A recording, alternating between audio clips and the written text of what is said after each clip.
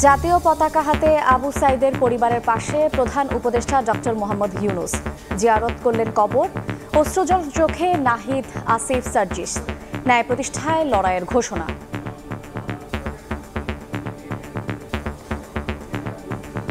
আবু সাইদ এখন ঘরে ঘরে, জাতি ধর্ম নির্বিশেষে সবারই সন্তান।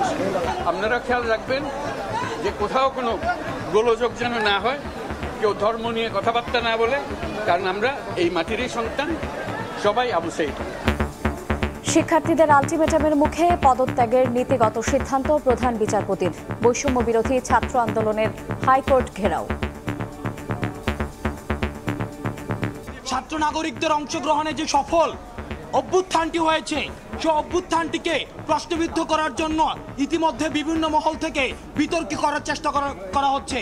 আমরা নিশ্চিত করতে চাই ফ্যাসিজমের মূলোৎপাটন হয়েছে।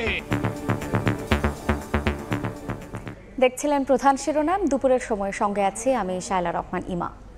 এবার অন্যান্য শীর্ষ সংবাদ।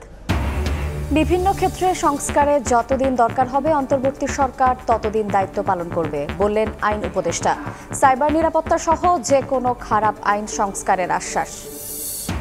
পরিবারতন্ত্রের অবসান ঘটিয়ে বৈষম্য বিরোধী রাজনৈতিক দল গড়তে চায় ছাত্র আন্দোলন।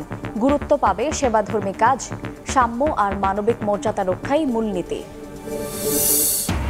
রোদ বৃষ্টি উপেক্ষা করে রাষ্ট্র মেরামতের দায়িত্বে শিক্ষার্থীরা। সড়ক থেকে বাজার সবখানেই সরব উপস্থিতি। মনিটরিংয়ে কিছুটা কমতির দিকে পণ্যের দাম। বছর জুড়ে নজরদারি চান ভোক্তা।